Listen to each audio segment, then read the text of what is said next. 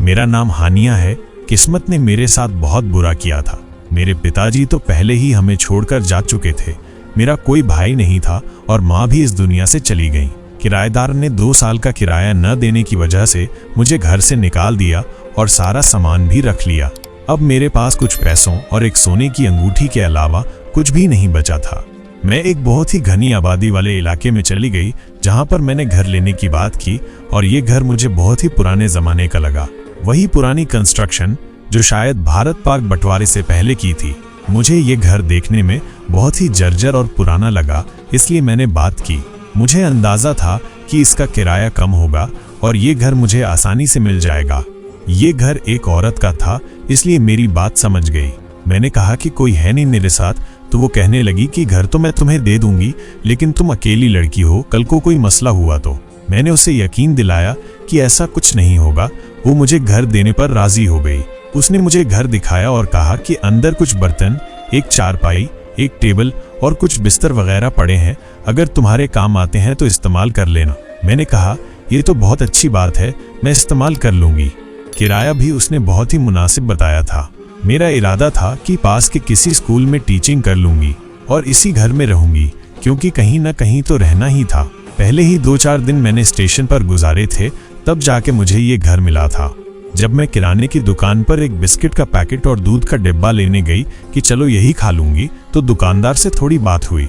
मैंने झूठ बोला कि मैं अपने पिताजी और भाई के साथ यहाँ रहने आई हूँ। वो पूरा दिन काम करते हैं, सिर्फ रात को आते हैं। उसने कहा लेकिन इस घर में तो भूत प्रेतों का साया है, इसे तो कोई किराए पर नहीं लेता, आपने क्यों ले लिया?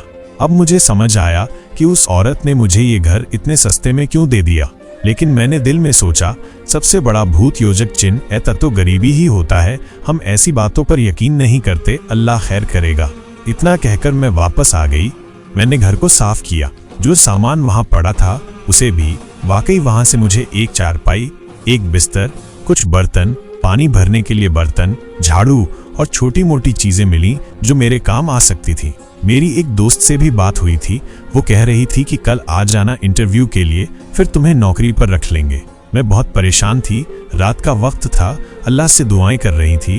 किराने वाले की बात मेरे दिमाग से गुजर चुकी थी। बात की ज्यादा फिक्र नहीं थी, बस मुझे अपनी जिंदगी की फिक्र थी। अकेली कैसे रहूंगी? मैंने झूठ बोला था कि मेरा पापा और भाई मेरे साथ हैं।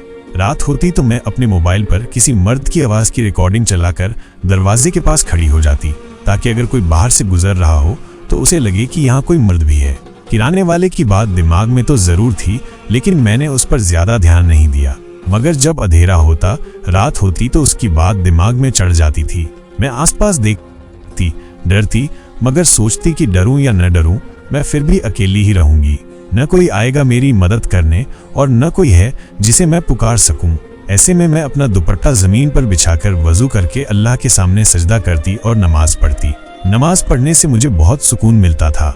मेरी दादी कहा करती थी कि जिस घर में नमाज पढ़ी जाती है वहाँ ऐसी कोई हवाई चीज नहीं होती। बस उसी ईमान के सहारे मैंने इस घर में दिन गुजारने का इरादा किया था।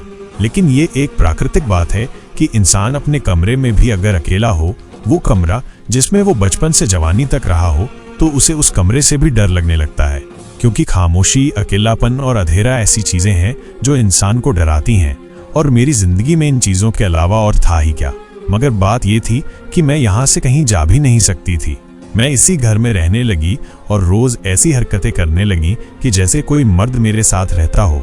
कभी दरवाजे के पास खड़े होकर मोबाइल से मर्द की आवाज चलाती, कभी खिड़की के पास खड़ी होकर ऐसे बात करती जैसे अंदर कोई मर्द मौजूद हो। बाजार से एक पुराना सा मर्दाना जूता खरीदकर घर के बाहर रख दिया, ताकि अगर कोई गुजरे तो सोचे कि यहाँ कोई मर्द रहता है। लेकिन ये जमाना बहुत बुरा है, इतना बुरा जितना सोचा भी नहीं जा सकता। सामने वाले घर में एक लड़का रहता था। उसके घर की छत से मेरे घर का आंगन और दरवाजा साफ नजर आता था। शायद इसीलिए वो मेरे बारे में सब जान चुका था कि मैं इस घर में अकेली रहती हूँ। वो मुझे देखने लगा, दूर से भी और पास से भी। पहले सिर्फ घूरता था, फिर अब रास्ते में रोकना शुरू किया और इशारे देने लगा। एक दिन जब उसने आवाज दी और मैंने उसके हाथ को झटक दिया, तो उसने मेरी आंखों में आंखें डालकर हंसते हुए कहा, इतना गुस्सा क्यों करती हो? अपने पापा और भाई को बुला लो जाकर। मैंने सख्त लहजे में कहा, खबरदार, अगर दोबारा ऐसी हरकत की तो मैं अपने पापा और भाई को बता दूंगी।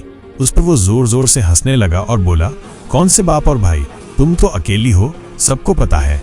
मान जाओ मेरी बात, मेरी बन जाओ, मैं तुम्हें सुरक्षा दूंगा। उसकी ये बात सुनकर जैसे मेरे वजूद में आग लग गई, लेकिन साथ ही एक अनजाना सा डर भी मेरे दिल में बैठ गया।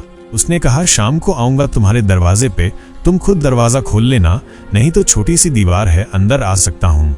ये सुनकर मैं हैरान रह गई थी कि कोई इतनी हिम्मत कैसे कर सकता है, लेकिन मुझे याद आया कि मैं अकेली हूँ और इस बात का उसे पूरा यकीन हो चुका है। मेरे दिल की धड़कन तेज हो गई थी। मैंने घर के सारे कोने चेक किए कि कोई ऐसी चीज हो जो दीवार के साथ रखकर उसे रोक सकूं, मगर कुछ न मिला। इस घर के दरवाजों में ताला भी नहीं था, सिर्फ बाहर की कुंडी थी जो इतनी कमजोर थी कि कोई भी आसानी से तोड़ सकता था। मैंने कुंडी को अच्छे से बंद किया और उसके सामने बैठ गई कि शायद मेरी मौजूदगी से कुछ सुरक्षा महसूस हो। रात गुजरने लगी, 12 बजे बज गए। नींद मेरी आंखों से कोसों दूर थी, दिल में डर का पहरा था। जब अचानक दरवाजे पर दस्तक हुई तो मेरा शरीर कांप गया। मेरे दिमाग में पहला ख्याल यही आया कि वही लड़का होगा जो अपनी धमकी पर अमल करने आया है। फिर मैंने खुद को तसल्ली दी कि उसने तो कहा था कि मैं दीवार फांद कर आ जाऊंगा, तो दरवाजा क्यों खटखटाएगा। हिम्मत करके दरवाजा खोला तो जो मंजर सामने था वो मेरी तमाम सोचों से अलग था। सामने 3 आदमी खड़े थे जिनके लंबे लंबे चौखे थे, चेहरे पर दाढ़ी थी और आंखों में एक अजीब सा नूर था। वे शक्ल से बेहद खूबसूरत और शांत लग रहे थे। उनके हाथ में कुछ थैले थे जैसे सफर का सामान हो। उन्होंने कहा, हम मुसाफिर हैं और शहर में नए आए हैं, हमारे पास रहने की कोई जगह नहीं है, अगर आप मेहरबानी करें तो हमें रात गुजारने के लिए जगह दे दें। उनकी बात सुनकर मैं हैरान रह गई कि एक अकेली लड़की 3 अजनबी मर्दों को अपने घर में कैसे रख सकती है। मेरा डर चेहरे पर साफ झलक रहा था। शायद उन्होंने पढ़ लिया, इसलिए उनमें से एक ने कहा, बहन डरिए मत, हम शरीफ लोग हैं, हम बस छत के नीचे रात गुजारना चाहते हैं, सुबह होते ही निकल जाएंगे। मैंने दिल में सोचा, अगर ये बुरे लोग होते तो दरवाजे पर खड़े होकर इजाजत न मांगते। मुझे अचानक याद आया कि वो लड़का किसी भी वक्त आ सकता है। अगर ये लोग घर में होंगे तो उसे लगेगा कि मैं अकेली नहीं हूँ, और अगर उसने कोई गलत हरकत करने की कोशिश की तो शायद ये लोग मेरी मदद कर सकें। मुझे नहीं पता कि मेरा फैसला जज्बाती था या अकल से किया गया, लेकिन मैंने हाँ कर दी और कहा, आप अंदर आ सकते हैं, लेकिन मेरे पास कोई बिस्तर या खाने पीने का सामान नहीं है। उन्होंने कहा, हमें कुछ नहीं चाहिए, हम जमीन पर भी सो जाएंगे। मैंने उनको चारपाई की तरफ इशारा किया, आप यहाँ बैठ जाएं। दरवाजा बंद किया और खुद सामने टूटी हुई कुर्सी पर बैठ गई। मैंने उन्हें पानी भी पिलाया और थोड़ा बहुत हालचाल भी पूछा। मेरे दिल में जो डर था वो धीरे धीरे कम हो रहा था। मुझे पता नहीं क्यों उनसे डर नहीं लग रहा था, बल्कि ऐसा लग रहा था जैसे वो मेरे रक्षक हों, जैसे किसी आजमाइश में मेरे लिए फरिश्ते भेजे गए हों, जैसे कोई आसमानी मदद मेरे लिए आ पहुंची हो। अब मैं इंतजार में थी कि क्या वो लड़का वाकई आएगा या मेरी रात यूं ही गुजर जाएगी। मेरे दिल में अब भी थोड़ा सा डर था, मगर इन 3 आदमियों की मौजूदगी ने मुझे एक सुकून दिया था, ऐसा सुकून जो शायद महीनों बाद नसीब हुआ था। उन्होंने मुझसे पूछा, आपके घर में और कौन रहता है? मैंने कहा, कोई नहीं, सिर्फ मैं ही रहती हूँ। वो कहने लगे, तो फिर तुम बहुत बहादुर हो, तुम्हारा परिवार कहाँ है? मैंने संक्षेप में बताया कि मेरा इस दुनिया में कोई नहीं है। दिल तो कर रहा था कि ये भी बता दूं कि यहाँ एक लड़का है जो मुझे परेशान करता है, लेकिन फिर चुप हो गई कि मेरा इनसे क्या वास्ता। थोड़ी देर बाद मैं दरवाजे की तरफ बार बार देखने लगी। मुझे लगा उन्होंने भी महसूस किया कि मैं बार बार उस ओर क्यों देख रही हूँ। उन्होंने मेरी उलझन को भी महसूस किया और नरमी से पूछा, क्या बात है, कोई परेशानी है? मैंने कहा, कुछ नहीं, मैं देखती हूँ, और मैं दरवाजे की तरफ बढ़ी। जब दरवाजा खोला तो सामने वाली औरत खड़ी थी। उसे देखकर जैसे मेरे दिल को कुछ करार मिला और मेरी जान में जान आई। जैसे ही दरवाजा खुला वो सामने उन मर्दों को भी देख पा रही थी। उनके लंबे चौगे और नूरानी चेहरे देखकर वो कुछ परेशान सी हुई, लेकिन कुछ बोली नहीं। मैंने नरमी से पूछा, क्या हुआ, इतनी रात गए आप यहाँ कैसे आ गईं? कहने लगी, मेरा शौहर अभी तक घर नहीं आया। मुझे याद है कि मैं बहुत परेशान थी और मैंने उसे अपना फ़ोन देने की पेशकश की ताकि वो कॉल कर सके। उसने झट से फ़ोन लिया, थोड़ी दूर हटकर 20-30 सेकंड की कॉल की और फिर फ़ोन वापस कर दिया। मैंने उसे अंदर आने को नहीं कहा क्योंकि मेरा दिल चाहता था कि वो बाहर ही अपनी समस्या हल कर ले, लेकिन उसका आना मेरे लिए एक तरह से अच्छा ही हुआ क्योंकि उसने मेरे घर में उन 3 आदमियों को देख लिया था। अब अगर मोहल्ले में कोई बात होती भी तो मैं कह सकती थी कि वे मेरे भाई थे और उसने उनसे मुलाकात भी की थी। इस बात से मेरे दिल को सुकून मिला। समय धीरे धीरे बीत रहा था। उन तीनों ने मुझसे कहा, आप चाहें तो सो जाइए, हम जागते रहेंगे, या अगर आप चाहें तो हम भी थोड़ी देर आराम कर लेते हैं। मैंने नरमी से कहा, आप सो जाइए अगर आपको नींद आती है। वे कहने लगे, नहीं, अब तो सुबह होने में थोड़ी ही देर रह गई है, हम सुबह होते ही यहाँ से रवाना हो जाएंगे। आपने बहुत मेहरबानी की, आपने हमें जगह दी और हमारी बात पर भरोसा किया। मैंने कहा, कोई बात नहीं, असल में इंसान बुरा नहीं होता, हालात और वक्त उसे बुरा बना देते हैं। उनके चेहरों पर मुस्कान आ गई और वे खामोश हो गए। जैसे ही रात के 2:30 बजे मुझे थोड़ा इत्मीनान हुआ कि शायद अब कोई नहीं आएगा। मोहल्ले वाले सो चुके होंगे और वो बदतमीज लड़का भी शायद चला गया होगा। लेकिन फिर दरवाजे पर एक बार फिर दस्तक हुई। इस बार की दस्तक में कुछ और ही बात थी। एक दस्तक के फौरन बाद ही वही लड़के की आवाज आई। वो कहने लगा, मेरी जान, क्या हो गया? दरवाजा तो खोलोगे नहीं? चलो रुको, मैं ऊपर से आ जाता हूँ। जैसे ही ये जुमले मेरे कानों में पड़े, मेरे तो होश उड़ गए। मैं समझ गई थी कि वो अब किसी भी पल दीवार फाड़ने वाला है। उन लोगों ने भी ये आवाज सुन ली और एक दूसरे की तरफ खामोश नजरों से देखा। लेकिन इससे पहले कि वो दीवार फाड़ता, मैंने दरवाजा खोल दिया। वो सामने खड़ा मुझे देख रहा था। उसकी आंखों में घमंड और बदतमीजी साफ नजर आ रही थी। कहने लगा, तुमने तो खुद ही दरवाजा खोल दिया, जैसे वो अंदर आने की तैयारी कर रहा हो।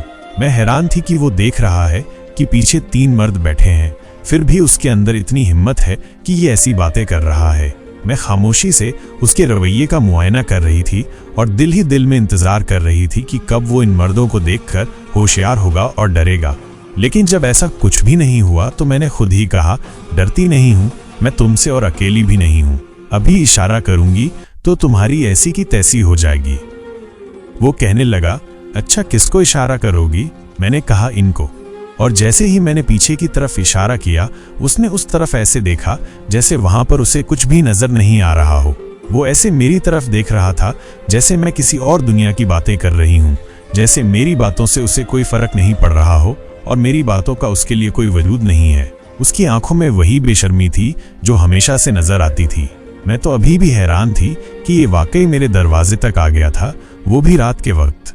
वो लड़का किसी से भी न डरा और मेरी दहलीज से आगे कदम बढ़ाकर मेरी तरफ हाथ बढ़ाने ही वाला था कि अचानक उसकी आंखें इतनी फैल गईं कि जैसे अभी बाहर निकल आएंगी, जैसे उसने कोई ऐसा मंजर देख लिया हो जो इंसानी अक्ल से बाहर हो। वो थर-थर कांपने लगा। उसके चेहरे पर पसीना आ गया। जो हाथ उसने मेरी तरफ बढ़ाया था, उस हाथ से वो पीछे की तरफ झटका खाकर हट गया, जैसे उसे किसी बिजली की तार ने छू लिया हो। वो फौरन उल्टे कदम भागने की कोशिश करने लगा, लेकिन इतनी जल्दी में था कि ठोकर खाकर गिर गया और चीखने लगा, नहीं नहीं, मैंने कुछ नहीं किया, मुझे माफ कर दो, मुझे कुछ मत कहना, मैं जा रहा हूँ, मैं जा रहा हूँ। वो लड़का इस तरह भागा जैसे जान बचाकर फरार हो रहा हो। उसके कदम उसका साथ नहीं दे रहे थे। वो गिरता था, फिर उठता था, फिर गिरता था, फिर उठता था और आखिरकार अपने घर की तरफ भाग गया। मेरा दिल अंदर से खुश हो रहा था क्योंकि जो मैं चाहती थी वही हुआ था। वो लड़का उन तीनों से डर गया था, लेकिन मेरे लिए ये हैरानी की बात थी कि उन तीनों ने तो न कोई बात की, न ही कोई हरकत की, न ही किसी ने अपनी जगह से हिलकर उसकी तरफ देखा। तो फिर वो लड़का इतना ज्यादा कैसे डर गया? मैंने हैरत से पलट कर देखा तो वे तीनों अभी भी उसी खामोशी और सुकून से बैठे थे जैसे कुछ हुआ ही न हो। मैंने हिम्मत करके कहा, ये सब कैसे हो गया? वो लड़का इतना डरकर क्यों चला गया? उनमें से एक ने नरमी से कहा, जैसे भी गया हो दोबारा नहीं आएगा और अब आपको परेशान भी नहीं करेगा। ये अल्फाज मेरे लिए जैसे इत्मीनान का पैगाम थे। लेकिन जब उन्होंने कहा कि अब हम चलते हैं तो मैं समझी कि वे दरवाजे की तरफ जाएंगे। लेकिन वे तीनों एक दीवार की तरफ मुंह करके खड़े हो गए और वहीं खड़े होकर कुछ पढ़ने लगे। मैंने हैरान होकर कहा कि दरवाजा तो इस तरफ है। उन्होंने मेरी तरफ देखे बिना कहा, हमारा दरवाजा इसी तरफ है, आप फिक्र न करें, इस घर में अब आपको कोई समस्या नहीं होगी। उनकी ये बात पूरी भी नहीं हुई थी कि वे तीनों धीरे धीरे उस दीवार के अंदर ऐसे विलीन हो गए जैसे कभी थे ही नहीं। ये दृश्य देखकर मेरे होश उड़ गए, मेरी जबान बंद हो गई, मेरे शरीर में जैसे जान ही नहीं रही और मैं वहीं बेहोश हो गई। जब सुबह मेरी आंख खुली तो सब कुछ बदला हुआ था। मेरा टूटा हुआ बिस्तर गायब हो चुका था और उसकी जगह एक खूबसूरत नया बेड रखा हुआ था। मेरी पुरानी कुर्सी की जगह एक अच्छी टेबल और कुर्सी रखी हुई थी। रसोई में नया सामान रखा था। कालीन से ढके फर्श, पर्दों से सजी दीवारें और तीनों के बीच रखा एक ब्रीफकेस। मैंने कांपते हाथों से ब्रीफकेस खोला तो नोटों की गड्डियां थीं। मुझे नहीं पता वे कितने थे, पर अंदाजा था कि 20-25 लाख से कम नहीं होंगे। ये सब देख मेरी आंखों से आंसू बहने लगे। मैं सजदे में गिर गई, बार बार पैसों को छूती, सामान को देखती। समझ नहीं आ रहा था कि सपना है या हकीकत। खुद को बार बार चुटकी काटी, शायद सपना हो, पर हर बार यकीन हुआ कि ये सच है। मैंने घर को ताला लगाया और सीधे इलाके के मुफ्ती साहब के पास चली गई। उन्हें ये सब कुछ नहीं बताया कि मुझे इतना सामान और पैसे मिले हैं। बस इतना कहा कि रात को 3 मुसाफिर आए थे और सुबह जब जाने लगे तो दरवाजे के बजाय दीवार के अंदर से चले गए। मुफ्ती साहब ने सुनकर कोई खास हैरानी जाहिर नहीं की, बल्कि खामोशी से सुनने के बाद बोले, मैं तुम्हें बताता हूँ। मुफ्ती साहब ने मेरी बात सुनने के बाद गहरी सांस ली और नरमी से बोले, बेटा, मुझे किसी ने कुछ दिन पहले बताया था कि भूत बंगले में एक लड़की अपने बाप और भाई के साथ रहने के लिए आई है। जब से ये सुना था तब से दिल में तुम्हारे लिए एक अजीब सी परेशानी थी, लेकिन व्यस्तता इतनी थी कि समय नहीं निकाल पाया। देखो, इस घर की अपनी एक अलग और बहुत पुरानी कहानी है। बरसों पहले यहाँ एक औरत रहा करती थी। उसकी 3 बेटियां थीं और उसका शौहर बार बार कहता था कि अगर चौथी बार भी बेटी पैदा हुई तो मैं तुम्हें तलाक दे दूंगा। उस औरत पर हर वक्त एक ही धुन सवार थी कि उसे बेटा चाहिए, और बेटे के लिए उसने क्या कुछ नहीं किया। अमल किए, आमिलों के चक्कर लगाए, कभी दुआएं मांगती, कभी रोजे रखती, कभी नफल पढ़ती, कभी हाथ उठाकर रो रो कर अल्लाह से दुआ करती। लेकिन बेटे की ख्वाहिश में वो कब अल्लाह की राह छोड़कर शैतान के रास्ते पर चल पड़ी, उसे खुद भी इसका अंदाजा न हुआ। उसने इस घर में इतने अमल किए, इतनी बार आसिफजदा चीज़ों को बुलाया, इतनी बार जिन्नात को मुखातिब किया कि उसके अमल की शिद्दत से इस घर में एक दरार खुल गई। एक ऐसा पोर्टल, ऐसा दरवाज़ा जो इस दुनिया को दूसरी गैर मरी अदृश्य दुनिया से जोड़ता है। और यही वो दीवार है जिसे तुमने देखा, क्योंकि उस दरवाजे का शारीरिक दरवाज़ा होना ज़रूरी नहीं होता। वो एक खास ऊर्जा के तहत खुलता है और बंद होता है। तुम्हारे आने से पहले भी यहाँ 2-3 परिवार आए थे। उनमें से एक औरत ने बताया था कि वो अपने 2 बच्चों के साथ कमरे में बैठी थी जब उसने अचानक देखा कि एक अरबी खानदान, एक औरत, एक मर्द और 2 बच्चे अचानक कमरे में प्रकट हुए और वे बिना कुछ कहे उस दीवार के अंदर दाखिल हो गए। वो औरत ये मंजर देखकर इतनी खौफजदा हुई कि अपना सारा सामान तक छोड़ गई और वो रातों रात यहाँ से भाग गई। उसका सामान मकान मालकिन ने बाद में बेच दिया और यूं ये घर बदनाम होता चला गया। कुछ और लोग भी आए, लेकिन सब कुछ अरसे के बाद डरकर या खौफजदा होकर चले गए। तब से ये घर खाली पड़ा था और फिर मोहल्ले में मशहूर हो गया कि यहाँ भूत हैं, जिन्नात हैं, साया है। और इसी वजह से कोई भी इस तरफ आने को तैयार नहीं था और बहुत अरसे बाद तुम आई। लेकिन हमने सोचा कि शायद तुम अकेली नहीं हो, इसीलिए अगर कुछ हुआ तो या तो तुम भी भाग जाओगी अपनी फैमिली के साथ या फिर तुम लोग संभाल लोगे। और अगर तुम्हारे साथ कोई बुरा वाकया पेश आता तो हम तब आते, लेकिन तुम्हें कोई नुकसान नहीं पहुंचा। ये अल्लाह का खास करम है। मैंने आहिस्ता आवाज में कहा, नहीं, मुझे तो कोई नुकसान नहीं हुआ, बल्कि जैसे कोई मेरी मदद करने आया हो, जैसे कोई मेरी हिफाजत पर मामूर हो। मुफ्ती साहब ने जरा सा मुस्कुराकर कहा, वो जरूर मेहमान होंगे, मुसाफिर थे इस दुनिया से, उस दुनिया के मुसाफिर तुम्हारे पास पनाह लेने आए होंगे। और अगर तुम्हें कोई नुकसान नहीं पहुंचा तो तुम्हें चाहिए कि अल्लाह का शुक्र अदा करो और खुशी मनाओ कि उसने तुम्हें अपनी पनाह में रखा। इस वाक़ये के बाद मेरे दिल में एक अजीब सी बेचैनी रहने लगी। हर लम्हा यही सोचती रही कि अगर उनकी जगह कुछ और आ जाता, अगर उनकी नीयत वैसी ना होती तो मैं क्या कर लेती। मुफ्ती साहब की बातें मेरे जहन में बार बार गूंजती रहीं कि वो दरवाज़ा अब भी खुला हुआ है, वो दरवाज़ा जिससे कोई भी आ जा सकता है। ये बात सोचकर ही मेरी रूह कांप जाती थी। ये सच था कि मेरे साथ किसी भी प्रकार की कोई ज्यादती नहीं हुई थी, ना ही उन्होंने मुझे कोई नुकसान पहुंचाया, बल्कि उल्टा मेरी मदद की, मेरी जिंदगी बदल दी। लेकिन ये भी सच था कि वे इंसान नहीं थे, वे हवाई मखलूक थे। उनका हर काम, उनकी हर बात आम इंसानों से बिल्कुल अलग थी। जब भी वे आते थे, माहौल में एक अजीब सी खामोशी और ठंडक छा जाती थी। अब मैं इस सच्चाई के साथ रोज नहीं जी सकती थी कि मेरे घर की दीवार में एक रास्ता है जो इस दुनिया को किसी और दुनिया से जोड़ता है। और ये भी मुमकिन है कि कल को कोई और आ जाए जो इतना मेहरबान ना हो जितने वे थे। इसलिए मैंने फैसला किया कि अब मुझे इस घर में नहीं रहना चाहिए। उनकी दी हुई दौलत, उनकी इनायत मेरी जिंदगी बदलने के लिए काफी थी। अब मुझे एक नई शुरुआत करनी चाहिए, डर के बिना, किसी अनजानी मखलूक की मौजूदगी के खौफ के साथ। मैंने उनका दिया हुआ सारा सामान एक एक करके जमा किया, बेड, पर्दे, बर्तन, कपड़े और सबसे आखिर में वो ब्रीफकेस जिसमें पैसे थे। मैंने इन सबको एक ट्रैक्टर में लदवा दिया। जब मोहल्ले के लोगों ने ये मंजर देखा तो सब हैरान रह गए। उनकी नजरें मुझ पर ऐसी थीं जैसे मैंने कोई खजाना लूट लिया हो। सब एक दूसरे से कानाफूसी में पूछने लगे, ये तो महीने पहले ही आई थी, इसके पास तो कुछ नहीं था, फिर ये सब कहाँ से आया?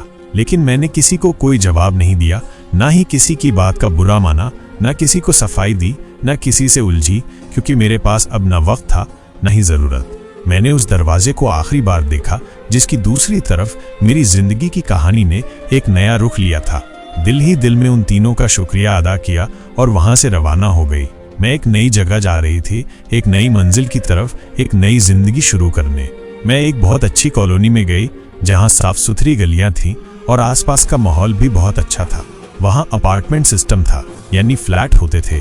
मैं एक फ्लैट के बाहर खड़ी अपनी सोचों में गुम थी कि एक औरत आई जिसकी गोद में बच्चा था और 2 बच्चे उसके साथ भी थे। वो मुझे देखकर मुस्कुराई और पूछा, बेबी आपको कमरा चाहिए क्या? मैंने हाँ में सिर हिला दिया तो उसने कहा, मेरे ऊपर वाले फ्लोर पर एक कमरा खाली है, आप अगर चाहें तो वहां रह सकती हैं। मैंने पूछा, क्या आपके शौहर काम पर होते हैं? तो उसने कहा, वे बिस्किट के मालिक हैं, अक्सर बाहर होते हैं। मुझे वो औरत भरोसेमंद लगी। उसकी आंखों में किसी भी तरह की चालाकी या लालच नजर नहीं आया। मैंने उसी वक्त हाँ कर दी और ऊपर वाले कमरे में शिफ्ट हो गई। उस फ्लैट में 2 कमरों का एक सेट था जिसमें एक कमरा मुझे दिया गया था, बाकी हिस्सा वो खुद इस्तेमाल करती थी। लेकिन मुझे पूरी आज़ादी दी थी कि मैं अपनी मर्जी से किचन इस्तेमाल करूं और कुछ भी बना सकती हूं। अब मेरे पास सब कुछ था, पैसे भी, इज्जत भी और सबसे बढ़कर एक महफूज छत। मैंने वो सारा सामान बड़ी तरतीब से रख लिया। मेरे कमरे में वही बेड लगाया, वही पर्दे लगाए और वही कुर्सी मेज रखी जो मुझे उस रात के बाद मिली थी। ये सब चीजें मुझे बार बार उस रात की याद दिलाती थी, लेकिन इस बार वो डर नहीं था जो उस घर में था, बल्कि एक शुक्रगुजारी का एहसास था, जैसे मेरे साथ कोई बहुत खास वाकया हो चुका हो जिसने मेरी पूरी जिंदगी का रुख बदल दिया हो। इसके बाद मैंने करीबी स्कूल में दरख्वास्त दी, क्योंकि तालीम मेरा शौक था और मैं पहले भी पढ़ा चुकी थी, इसलिए मुझे फौरन वहां नौकरी मिल गई। अब मेरी जिंदगी मुकम्मल हो चुकी थी। मेरे पास इज्जत की रोटी थी, रहने के लिए महफूज छत थी और सबसे बढ़कर दिल का सुकून था। मैं जब भी रात को सोने से पहले उन तीनों को याद करती, दिल से उनके लिए दुआ निकलती। उनके दिए हुए माल से मैंने कभी फिजूल खर्ची नहीं की, न किसी पर रौब डाला।